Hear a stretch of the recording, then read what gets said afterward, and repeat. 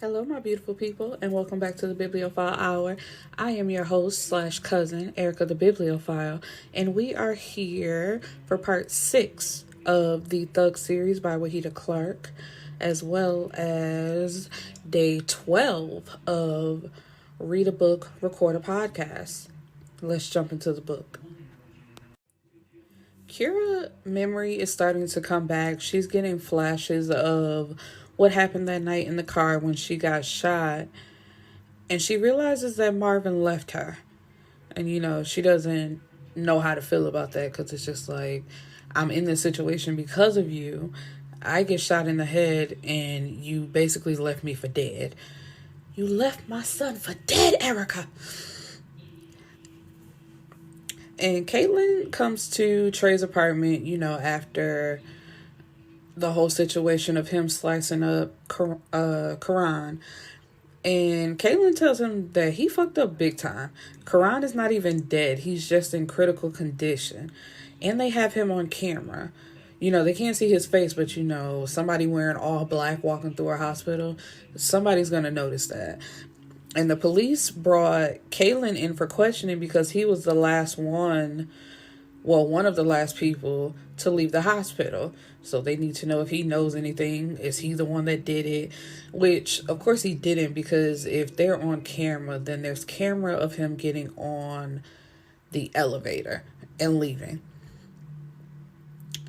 Jazz has a layover in New Jersey because, and this is where I kind of got confused rereading these books, because it's we're doing like a flashback present situation, trying to get it all caught up. So in the last book, before everything even went down with Fahim and the guy Steele and all that type of stuff, he asked Jazz to take their daughter Kira to New York. He just needs her out of the way while this drama is going on, and she agreed.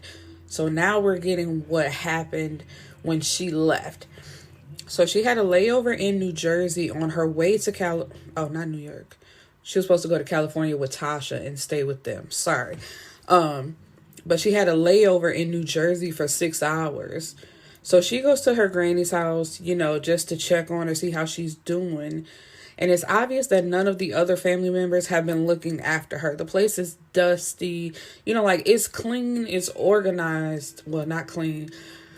It's organized. So it's like there's nothing out of place, but it's just dusty and you can barely breathe in there. And it's like the granny has on a dingy house coat and her house shoes are all torn up. So it's just real obvious that nobody is coming by to check on her and see how she's doing, to help her out.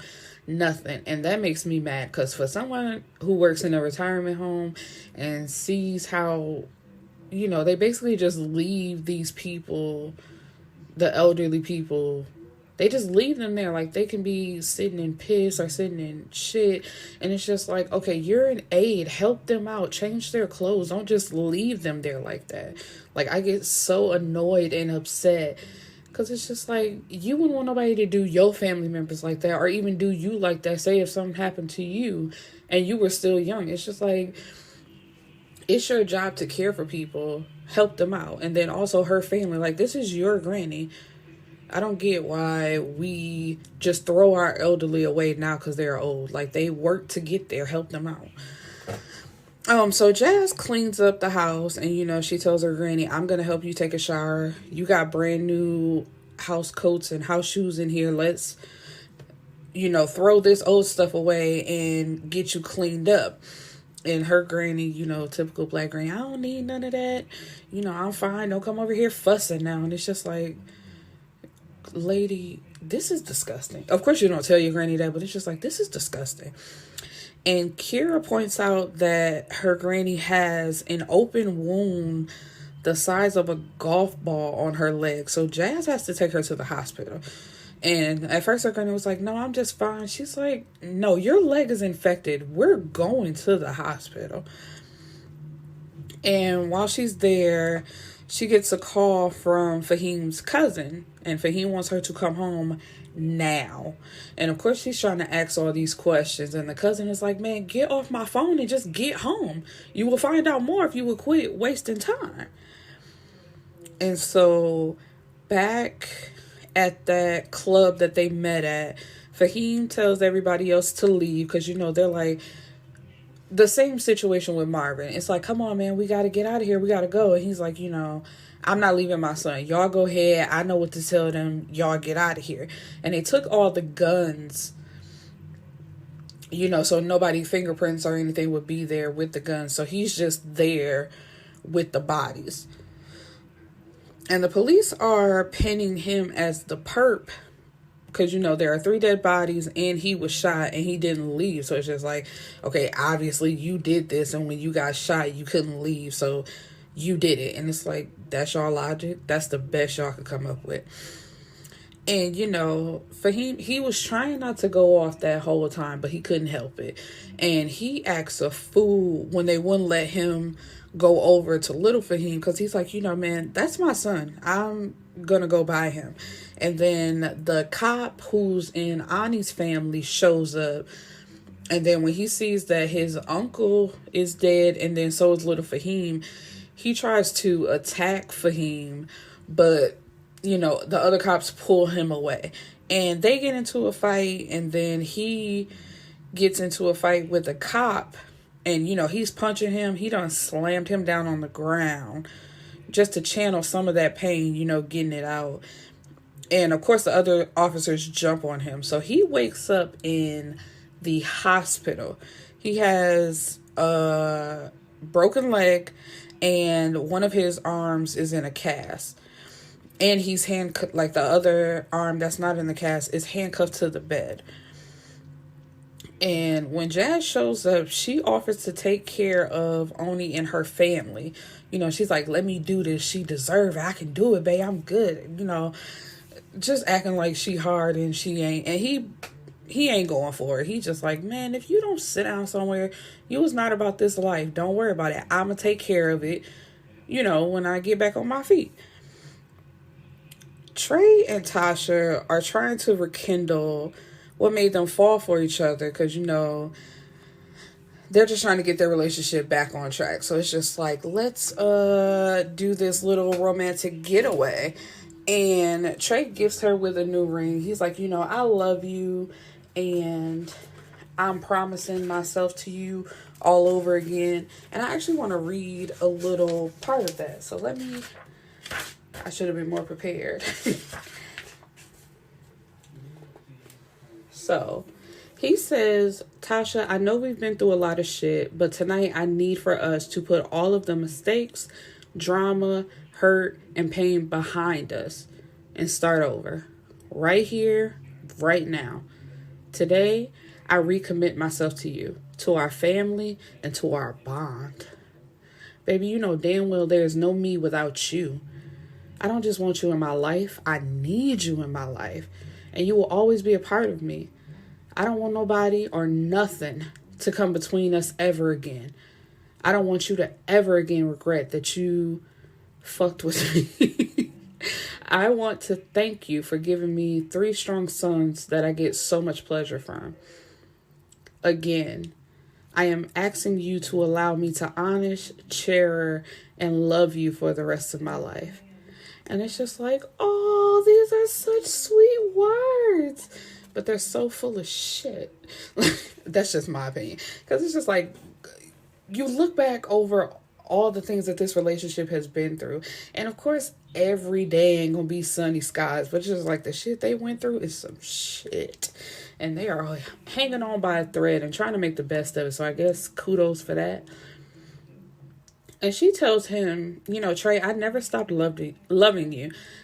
And I never will. Which is not true because what was that? Book 4? When she said, you used to make me so happy. And, I feel myself falling out of love. So it's just like, that's not true. You did stop loving him at one point. But, whatever. And she says, from this moment forward, I promise to honor you, respect you, and love you for the rest of my life. And it's just like, okay, so they little weekend getaway is good. But during that time, Mari, who is Karan's girlfriend, fiance, whatever she's supposed to be, She calls Tasha and says, your husband stabbed Karan and the streets are looking for justice, but I'm going to turn him over to the law. And it's just like, girl, first of all, how did you get my number to call my phone, to call me and tell me this? And then she basically says, is your husband right there? Can I talk to him? She's like, no, you cannot. Like, girl, what is you talking about? KDK shows up and, at first they're stunned, but Trey greets him with open arms. He's like, I can't believe this. I saw your body. I cried over your dead body in your casket. But I guess after that last case, the government gave him a fake funeral and he has a new identity. He's also no longer married to his wife, or his ex-wife, I should say. And he now has a pregnant girlfriend slash fiance, because they go back and forth with the titles, who looks like Kira. And he tells them about finding Kira on their porch. So, of course, Tasha, her normal dramatic self, oh my God, stop playing. You think this a joke? That ain't funny. Well, if you found her on the porch, where is she now? And he's like, if you calm down a little bit and get your neck back on your, get your neck straight, I could tell you. But she's back in the hospital because she blacked out and she is having severe headaches. And he also tells them about her amnesia. So it's just like she doesn't remember a lot. So don't just rush up to her expecting to ask her a bunch of questions, because she doesn't remember anything. But she does remember her daughter. And when they are reunited, they're hugging each other. And Aisha tells her mom, I'm sorry for leaving you, mommy. And it was like, little tearjerker.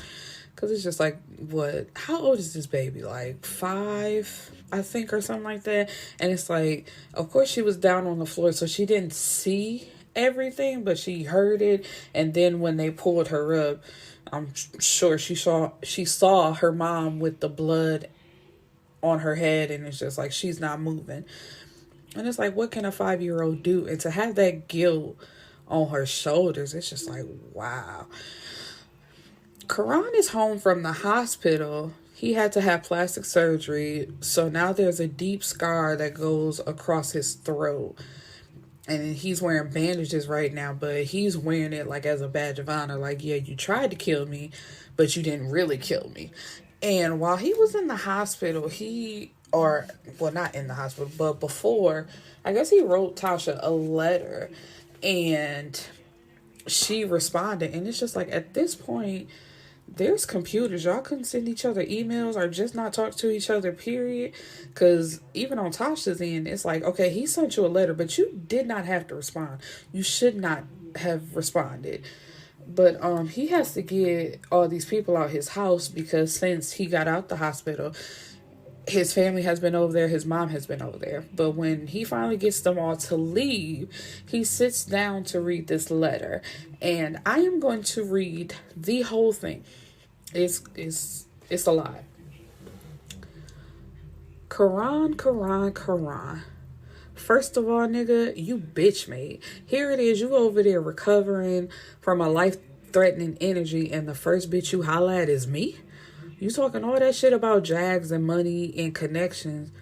Who the fuck you trying to convince that you the shit? Me or yourself? Talking about you love me and you hate me. What kind of fag shit is that? You wish you hated me. You don't know who you fucking with, so you better check my resume. I will bet anything that your dick is hard right now as you read and anticipate my next line. My nigga, why you can't just accept it? You were something to do for me. Simply a revenge fuck. I owe you some payback pussy on my terms. And you got pussy whipped and fell in love. That's why you laying over there crying and shit. And you have the audacity to call me a hoe? Fuck out of here with that bullshit. You don't even know how you mustered up the energy to call me a hoe. No, nigga, I ain't your hoe. You're my bitch. Shit, gonna call me a walking billboard. If I am that, you best believe it reads, Karan is a fucking sucker. I recall you saying 3 important things. Number 1, you went out. 2, you made my money. And 3, you kept me fly.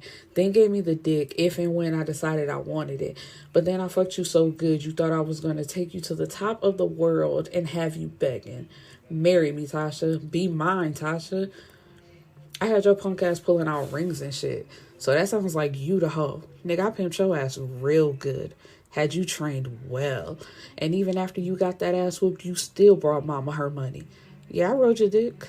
Good enough to make you lick where another nigga slides his dick in. How does Trey come taste? Is it as good to you as it is to me? And then you brag about a bitch serving her purpose. No, nigga, you served your purpose. I wasn't even fucking you and you was coming off stacks and scheming on a way to steal me from Trey. And you're boasting about a Jag? You a low budget ass nigga if you think a Jag gets you a come up. Them fake ass so-called loyal niggas you got on your team are laughing in your face because they got a bitch for a boss. Or should I say a broke ass coworker. Bitch ass sitting here whining about a car page after page. Nigga, please. I bought Cherry a fucking Maybach. Or Maybach, however you say it. And you obviously forgot that I told you I have a Spider C8 Eleron. Excuse me for reading because I don't know these words. I don't know nothing about cars. Sitting in the garage that I don't even drive. That Jag was like a punch buggy compared to my shit. That's why Trey busted the shit up. You think your money is long? Get the fuck out of here. Your money is as long as your dick. And that ain't long enough. Since we keeping score, let me hoe check your ass real quick. You call me a hoe. But I'm the same bitch that had you turn your back on your family. It was me, Tasha. The same bitch who had you eating pussy, and it wasn't about you making me come, nigga. I'm married to Trey Macklin. My pussy is trained well. And yes, I'm the same bitch that turned you into a marked fucking man. So watch your back, bitch ass nigga. You do the math. Calculate that shit. Tasha a 10. Quran 0. You ask yourself, are you insane? Hell nah. You in love. And I can't fault a nigga for that. You just like every other nigga that gets the pleasure of Tasha. You sprung the fuck out. The proof is in in that long ass letter going on and on about what you lost and what you wish you still had. Gonna write me a punk ass letter. I can't get over this shit. What? You ain't got shit else to do? By the way, where your bitch at? You had a so-called bad bitch who held you down the whole time you was doing your bid. But as soon as you fell into this boss pussy, you forgot all about that bitch. I had you moaning and groaning my name, Tasha, while thinking, Mari who? Oh, and I didn't kill you, see. The little motherfucker committed suicide when it realized it wasn't the child of a real boss. So fuck you and die, motherfucker. The boss bitch. Tasha Macklin forever. P.S. Don't contact me no more, bitch. And it's just like, y'all both doing the same thing to each other. And what is these long ass letters? Because Tasha, why you talking about him writing you a letter, sis? You wrote the same letter. And it's like, you talking about size and stuff, but you was so moaning and groaning when it was inside of you, talking about it was so big and you enjoyed it, whatever. And it's just like, y'all just stop talking to each other. Every time he contact you, you do not have to respond. So that's halfway part of her trouble, because it's just like every time he say something to you, you don't have to respond. It don't matter. Just let the nigga say whatever he want to say. You live in California, he live in New York. It's done with. But that thing about the baby, though, that was messed up. I was like, damn, not the baby committed suicide. You know your husband killed that baby up out of you, and that wasn't right. And that's why I said their relationship is so toxic. Like, ain't no way you gonna feed me breakfast and then I lose this baby. And we just supposed to go on about ourselves, and now they done recommitted themselves to each other. And it's just going on with life as usual. So he calls Trina and gets her, or tells her to get Tasha to meet with him. But she refuses. She's like, my sister is barely talking to me now from all the other times. And, Trey don't like me no more. So it's just like, no, I'm out. I'm done getting in the middle of y'all mess. Leave me alone. So he says, that's your final answer? And she's like, yeah, I'm done. Leave me alone. He's like, all right, bet. So him and Kendrick get Tasha and Trina's brother's Kevin's location. I know that's a lot. And they call Trina on, and he puts her on speakerphone, and he cuts off Kevin's ear and asks her, are you still going with that same answer?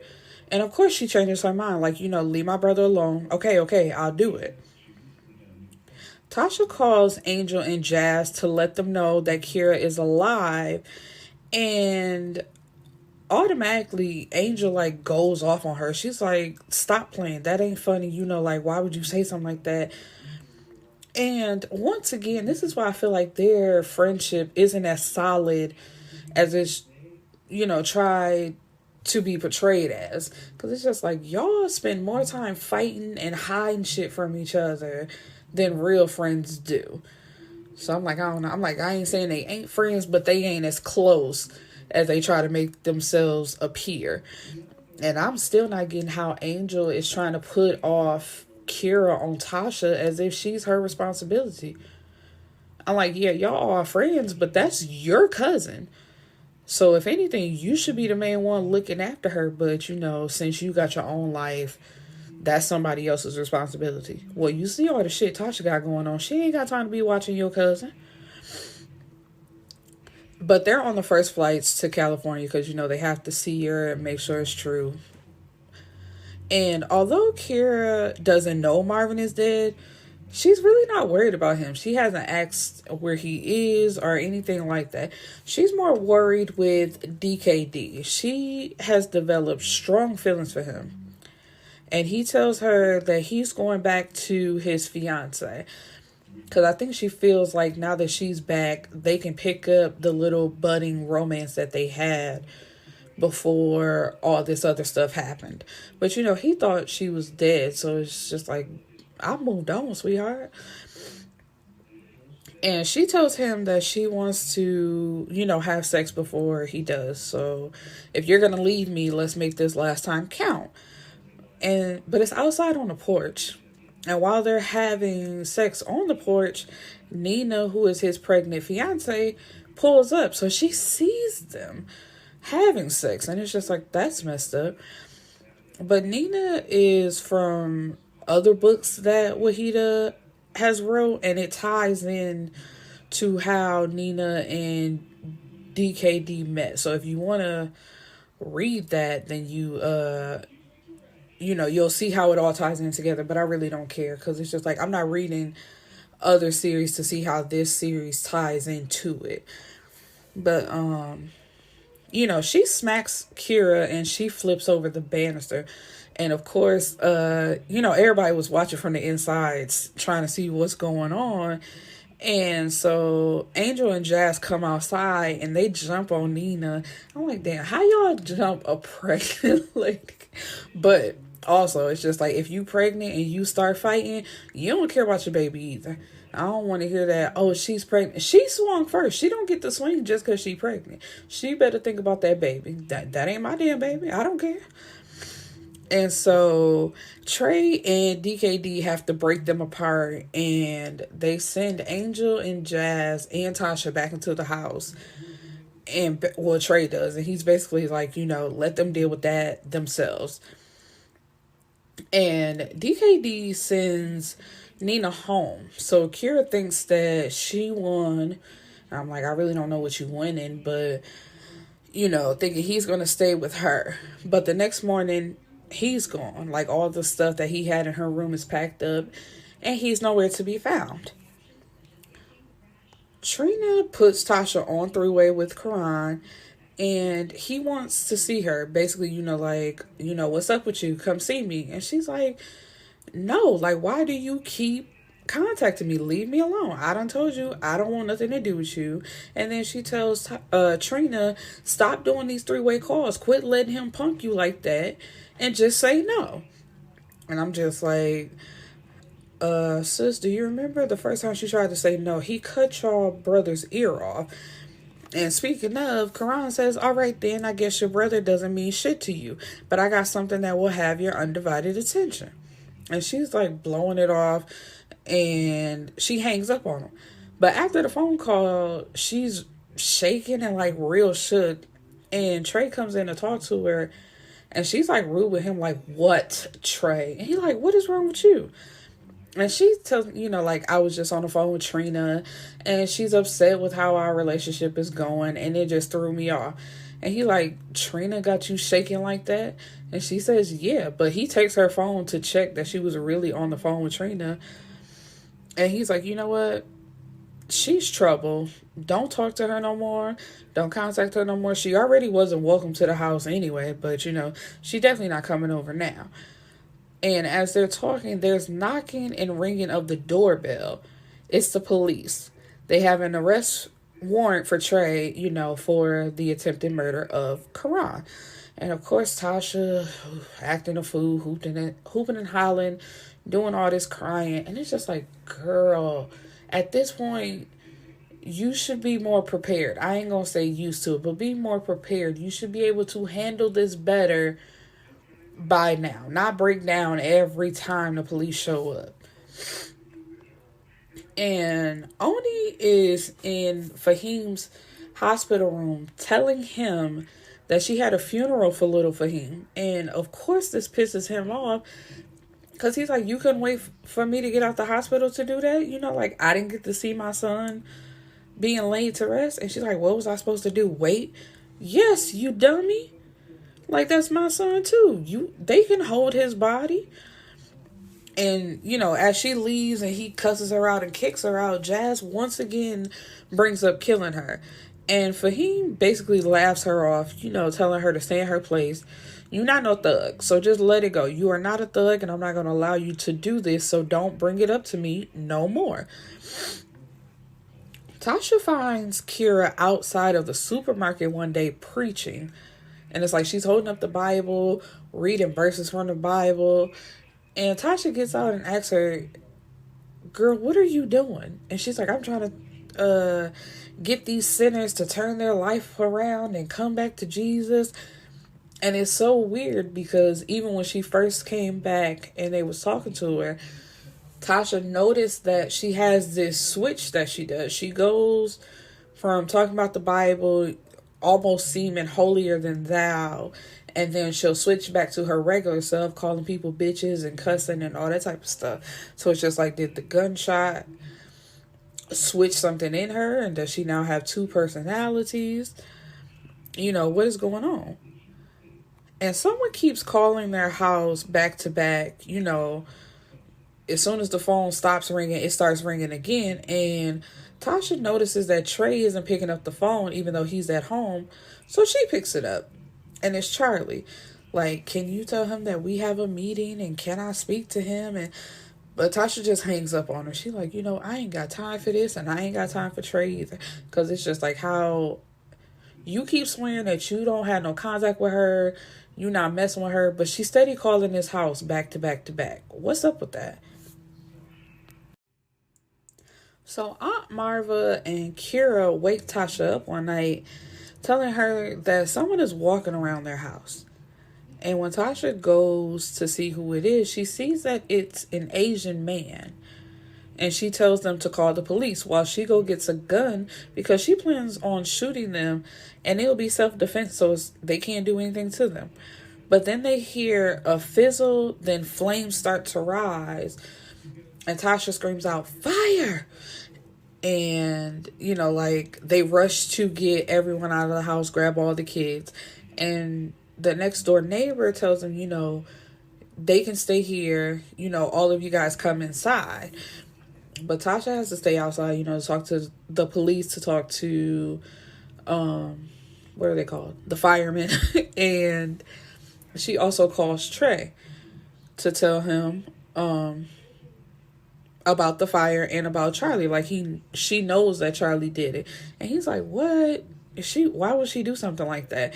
And it's just like, why would she not? Because the person was of Asian descent and it's only us in the house. Of course she wouldn't do it to you.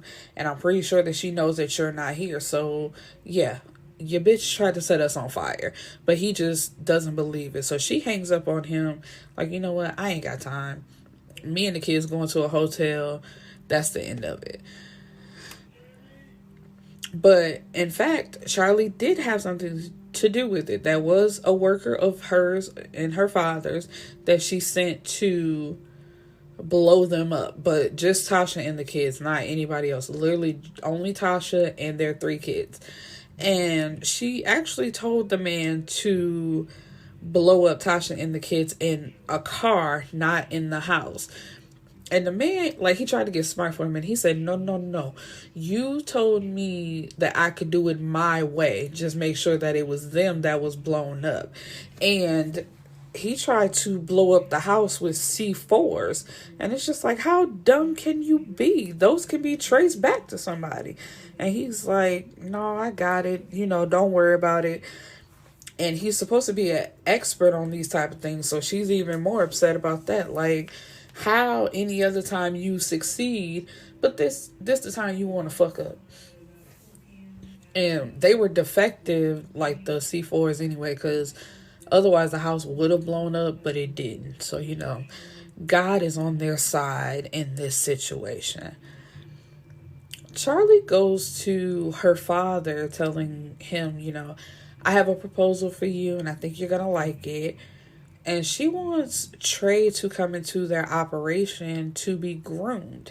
She's like, you can teach him everything he needs to know, build him up to be a boss, and then he can be somebody that is good enough for your daughter. Because I guess her dad wants her to marry royalty. And it's like, what dad doesn't think that way of his daughter? But, and Papa Charles, like, he is so disappointed. He's like, girl, what? Why would I have him come into my business? He's beneath you. And he's already married. You talking about grooming him and him being somebody that is finally good enough for your daughter. And it's like, he got a family already. He got a wife. So what are you talking about? But she won't let it go. And, she's just like, he'll be good for the for the company or build, whatever you want to call it, empire. And he tells her that her judgment is clouded, like, you're not thinking straight, and I don't want to hear no more about this. And he also knows about her trying to get that guy to blow up Tasha and her kids. So it's just like, why would I trust you about bringing him in? You're doing this for selfish reasons. You don't even really know if he's a good fit. Like, girl, get out of my face with this. But one night while Trey is walking, Papa Charles pulls up on him in a limo and offers him a deal. And Trey tells him that he'll think about it. And he turns and calls Caitlin, because, that's his partner. If he gonna do this, he gotta have his brother with him. And Caitlin is hesitant. He's like, man, no. First of all, did you forget that we got the Don Carlos and all them other, like, we dealing with the Mexican mafia, and just because you over there with the Chinese mob and mafia, like, no, why are you trying to mix the two? And he's very hesitant, but, he gonna have his brother back. He can't have him out there by himself.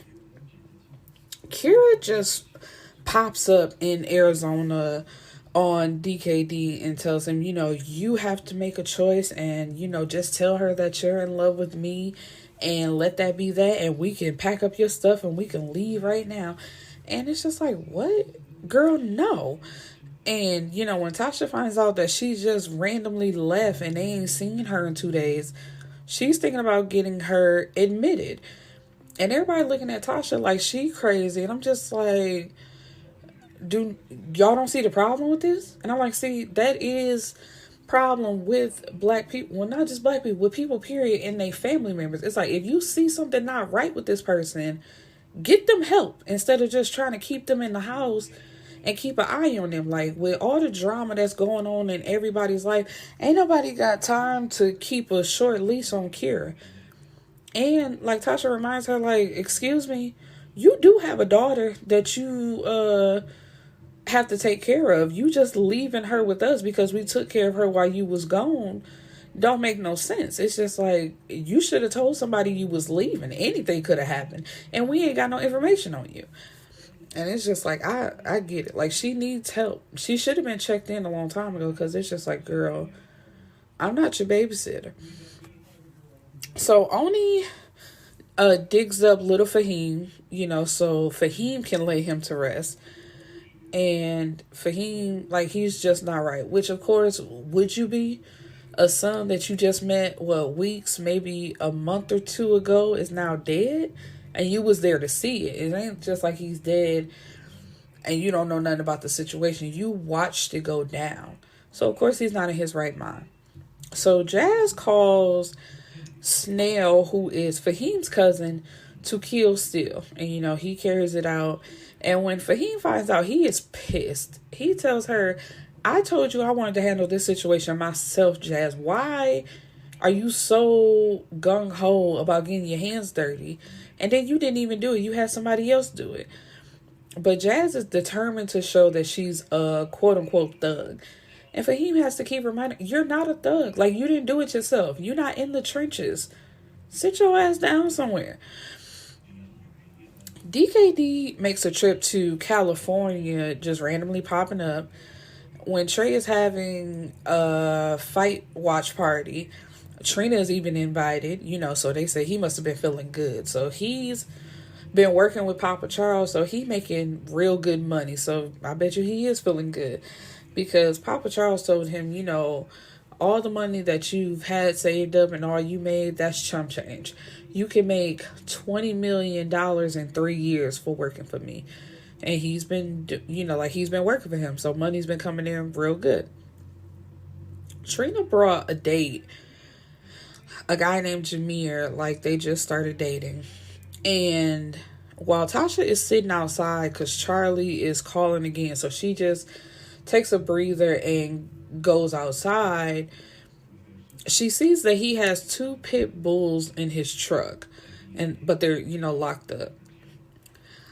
And it just gives her like a thought. And DKD tells Kira to let him handle his situation in his own way. And Kira tells him, well, you better figure out something, because you're going to be a daddy again. And he tries to tell her, this isn't the right time. No. And it's just like, why? Because you got a girl pregnant? That has nothing to do with me. Well, you should have watched what you was doing. You didn't watch what you was doing, and you didn't wrap it up. So, boom, I'm pregnant. And Charlie is still calling the house, telling Trey that they need to meet up.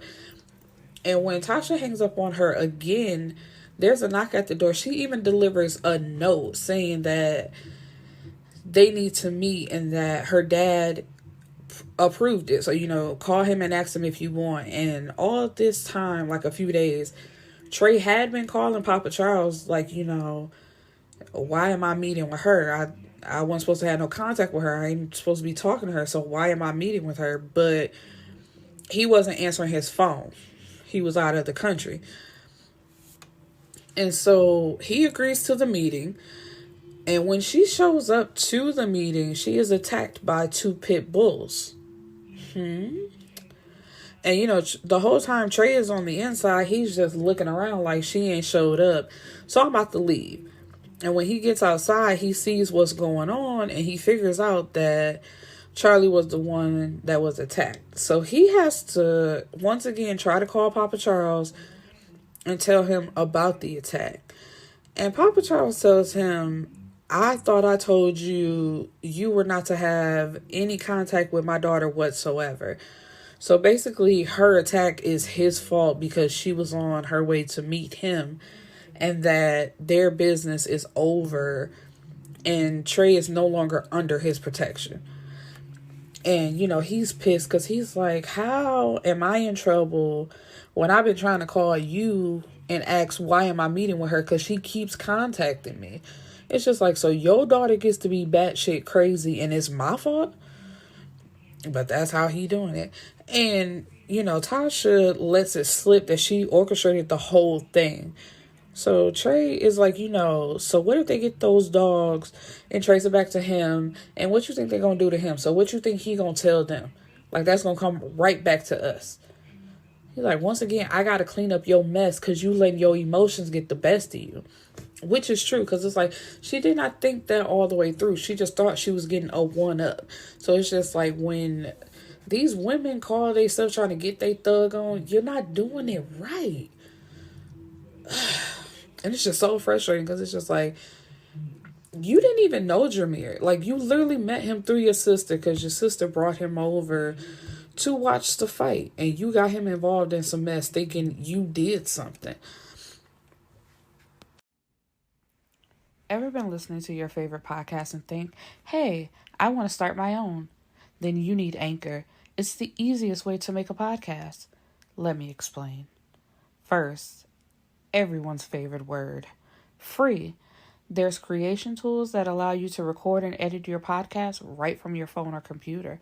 Anchor will distribute your podcast for you so it can be heard on Spotify, Apple Podcasts, and many more. You can even make money from your podcast with no minimum listenership. It's everything you need to make a podcast in one place. Download the free Anchor app or go to anchor.fm to get started. So Trey tells her that he's going to kill Jameer and get rid of them dogs. And she's like, no. He's like, girl, yes. What the fuck is you talking about? The police take Fahim in for questioning because Oni's been murdered. And Jazz is freaking out. She calls Kaylin and Angel to come down to Atlanta. You know, when they get there, she's telling the story how she had one person kill Steele and then she had another person kill Oni. So, of course, Fahim is coming home because he didn't have anything to do with it. But she's just scared and she doesn't want to be in the house alone by herself when he comes home. And Angel is kind of looking at her funny and she's like, girl, you killed somebody too, so don't even look at me like that. And it's actually different because it's like Angel, she actually killed somebody. It resulted in the death of her sister as well, but that was them fighting over the gun. But Angel actually killed somebody. Jazz, you just basically calling hitmen. Like, you put hits out on people, but you ain't doing nothing.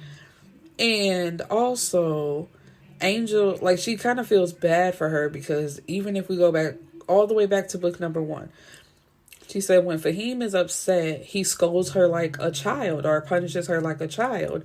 And it's like, that is true.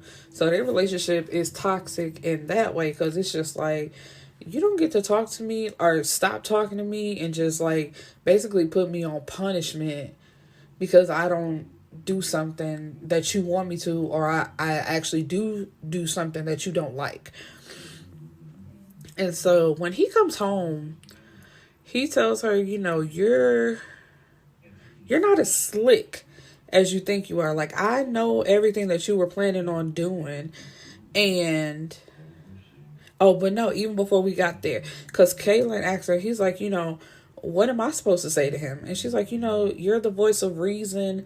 You can calm him down. And I'm just like, how did that roll?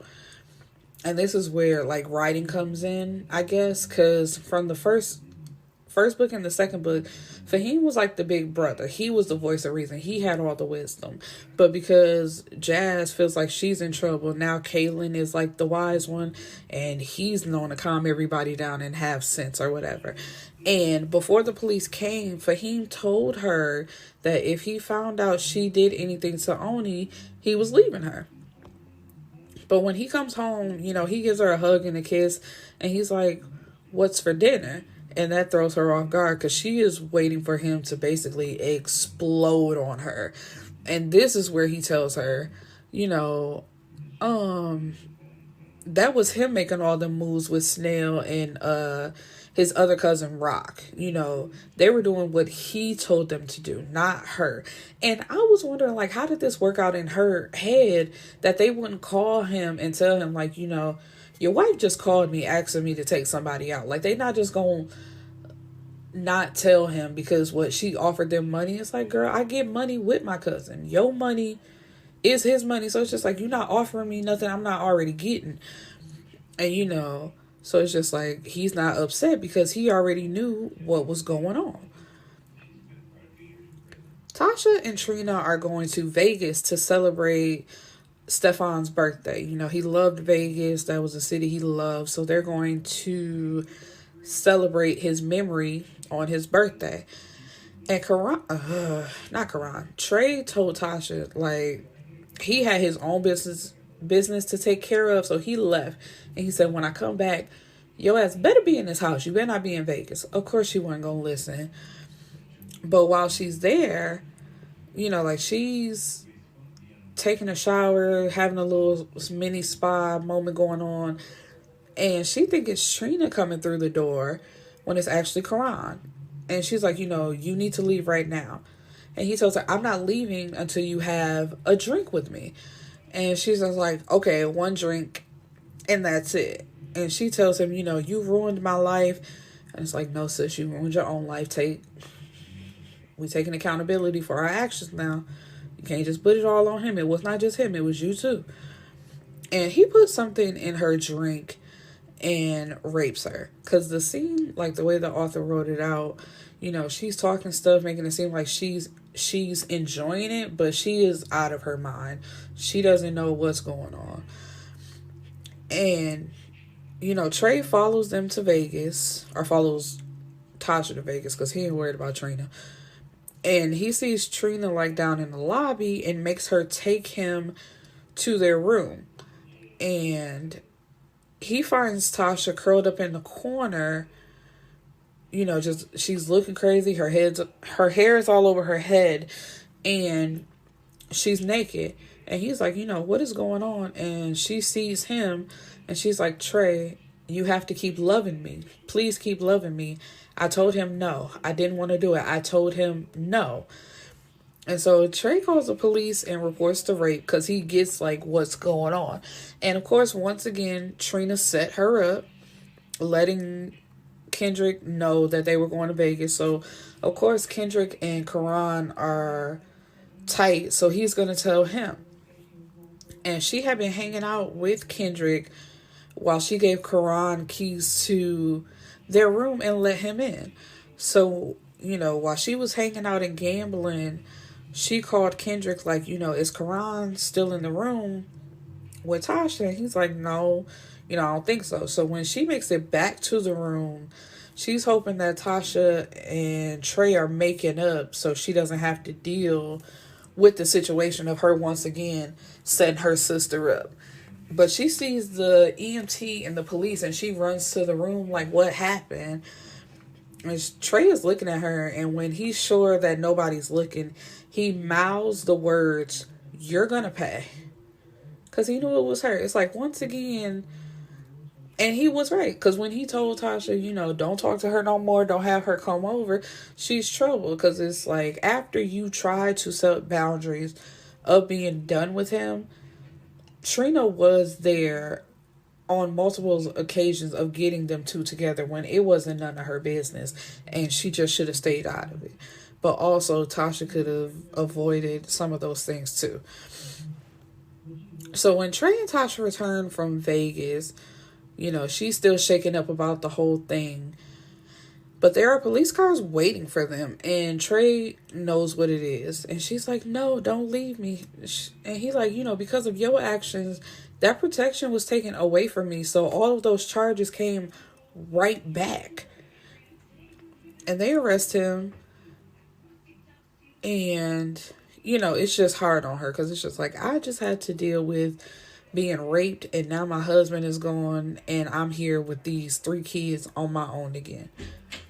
So Kira finally asks Trey about Marvin when she tags along on a visit with Tasha.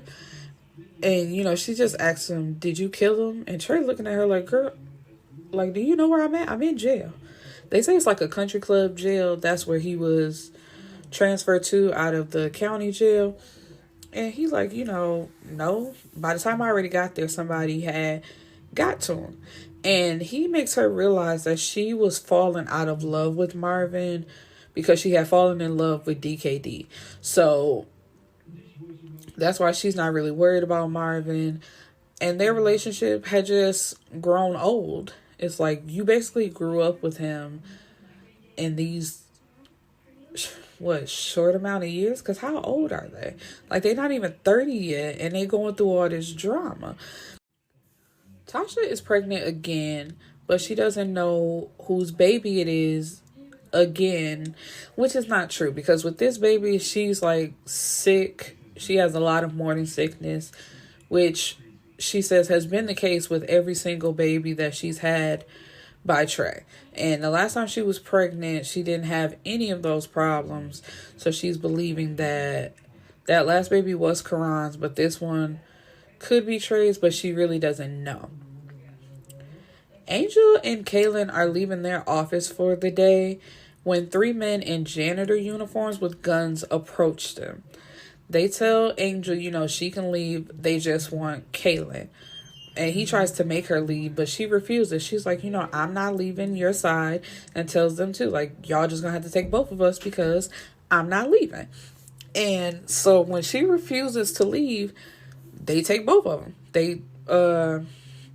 Angel fought one of the guys, and so that made Kaylin fight, and then they got the best of both of them, and they put Kaylin in the back seat, and then they put Angel in the trunk. Little E was supposed to be at a recording session, but she was late. So when she makes it there, she sees them being put in the car, and she follows them. She calls the police on the way, and they tell her, ma'am, stop following them. We have it from here. Because she has the license plate number, and she gives it to them. But she's like, no, because what if y'all there too late? So she follows them the whole time. Karan is behind this. Like, Kaylin managed to get some information out of one of the guys who just don't know how to shut his mouth. Plus, he calls Karan while they're in the car, like, we got him, it's good, whatever. Like, he didn't say no names and he didn't have it on speaker, but it's just, like, obvious.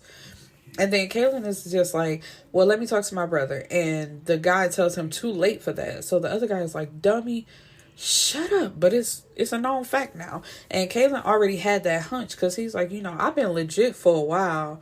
I ain't got no problems with nobody. So it's only one person this can be. And they take him to, take them to a graveyard. And then they show him the tombstone that says betrayal is worse than slaughter. And Kaylin's hands are tied behind his back. And the guys throw him and Angel into a coffin. And when they put the lid on, and then they start putting dirt on top of them. So they plan on burying them alive. That's what Karan wanted. And they have to stop when they hear sirens. And they get in the car and leave. So Angel and Kaylin are rescued. Only because Lil E was late. So it's like, girl, thank God you was late. Because otherwise we wouldn't be here to tell the story. Tasha goes to visit Trey, but their lawyer is there, and he's like, Tasha, what you doing here? She's like, I'm here for my visit. What you mean? And he's like, oh, you ain't heard yet. Trey done killed somebody else, and it's just like, are you serious? How you got time to be killing people when you already arrested for murder? And so he was moved to a county jail. Kaylin goes to Karan, they go out to eat, they have drinks, and Karan, thinking that Kaylin is asleep, pulls over to the side of the road so he can go to the bathroom. Kaylin walks up behind him and puts a gun to his head, and Karan is just like, damn, I got caught slipping. And Kaylin throws his words back at him that betrayal is worse than slaughter, and he kills him. Trina was also killed. There was video of her running through the streets set on fire. And, like they couldn't save her when they got her to the hospital. And we find out that Kendrick did it in retaliation for Karan. Because he's, like the family swears that Trey killed Karan. But it's like he actually couldn't because he was in jail. So they think like, even if you didn't do it, you set it up for it to happen. And Kendrick had came with Kaylin to the jail visit for Trey to tell him like, I did something back in retaliation to that. But it's just like, if you know the relationship, Trey don't care about Trina anyway. She was on that fast track life of being dead anyway. So it's just like, I don't care about her. You didn't kill anybody close to me. If anything, I would have thought that would have messed you up because you was the one that was kicking it with her. Tasha had a DNA test done, and it's Trey's baby because she's starting to show.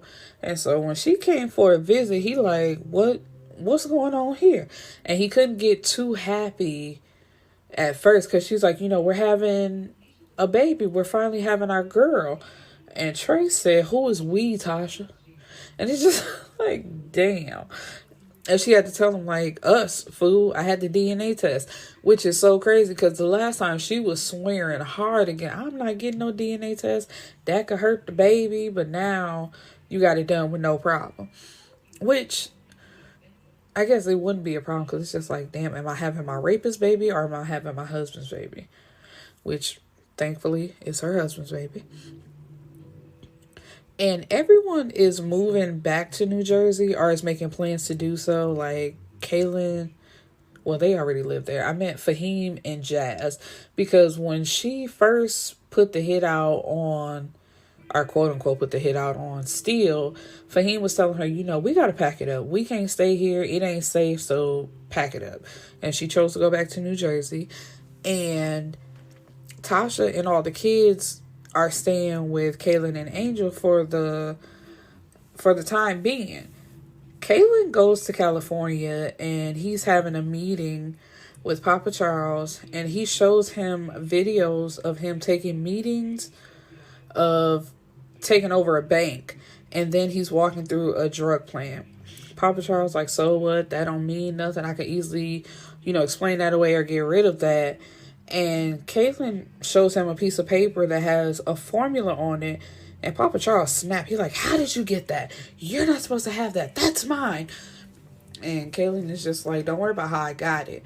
Just know that if anything happens to me or happens to Trey, this is going to get out. So he tells them that 9 different people have the videos and this formula. So if they don't hear from him at any time, all that information is being released. And what he wants is for Trey to be left alone and to be released, and also give them $20 million apiece, like he promised that could happen in 3 years. So Papa Charles, he has no choice but to agree.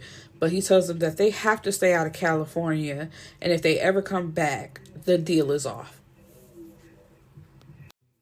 All right, my beautiful people. So that concludes the Thug series. Because like I said, I will not be reviewing part 7. Because first of all, I don't have the book.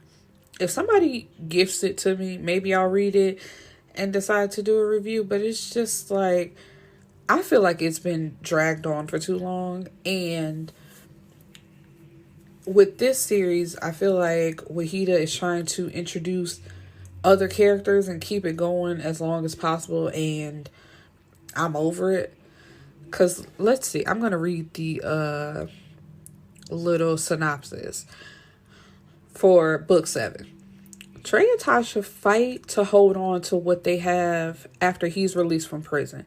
But when Trey is given a package containing some damaging information regarding Tasha, is there any hope of salvaging the relationship? And it's like, what does that mean? What does that mean? Is that all I can think of is when Karan drugged her? Is there video of it to make it seem like she was enjoying it and now he doesn't believe his wife?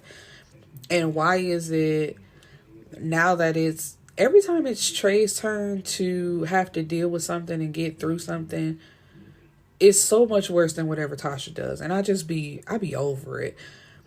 And Kira has to decide who she chooses, her unborn baby or Rick. And that was another thing, because I was just like, after that last time of her telling him that she's pregnant, we don't hear anything else from Kira. And it's just like, how much more can this be dragged out? Like, sis, he left not once but twice. And then he also told you that it wasn't a good time. He said, not right now. Now is not the best time. And it's like, why? Because your fiance is also pregnant. And the fact that that's your fiance, and then me having this baby would prove that you cheated on me or cheated on her. Because that was the thing. He told his fiance that it wasn't what she thought it was. Like, nigga, I saw y'all on the porch. I'm not stupid. But anyway, back to the synopsis. And so it says, Kira has to decide who she will choose. Her unborn baby or Rick, the man she loves, but who is in another relationship. He's not just in another relationship. He's in love with someone else. Let's call it what it is. Because it's just like, girl, I thought you was dead. Like, I love you. Yes, I love you. And it's so great that you are not dead. But when I thought you were dead, I've moved on. And I got somebody else. And it says, can Rick break his two women out of their Western civilization mindset in order to become one big happy family? So this sounds like polygamy, or however you say it, whichever form of it is, not to be disrespectful. And I would like to hear about that, but I'm never one for trying to force people or change their mind into these situations. So if you heard my review on Sheree Lewis's The Black Effect, that's my problem with that. Like, trying so hard to force someone into your lifestyle because you really want them. But if that's not something they want, it's never going to work out. Who is the mysterious Lolita who suddenly shows up at a baby shower? And what is her connection to Don Carlos? And it's like, yeah, we've heard about Don Carlos since book 2 and on, but we don't need him to become a major player in these stories. You know, like, he's always played the background, and when they need something, that's who they go talk to. But and then who is Lolita? It's book 7. Do we really need to be introduced to another character? Like, I didn't need Nina in this last book. I don't care about her. I don't care about the nuptials that's coming up. And I don't care about her being pregnant when she already got 3 kids. So now that's 4 kids. Like, nobody cares about this. Is she trying to set them up? Angel has to pledge her love to Kaylin once again. And it's like, why? Why does she have to? It's like the last time they left off, they was in a good space. Angel was possibly pregnant again, so they was on baby 2. And everything was good. Why does she have to pledge her love to him again? While Jazz and Fahim try to start all over while mourning the loss of his murdered son. I thought they was doing that already. It's like they done got through the killing of Steele and Oni, and everything was supposed to be good. So how are they trying to move on or start all over? I thought they were already doing that. Will the couples be able to protect their marriages? Trouble is brewing at the baby shower, where the outcome could very well be a toe tag or a jail cell. Will the brothers get down for whatever when it comes to protecting their family? And it's just like, I don't want to know. I don't want to know. I just don't, like, at this point, I don't care.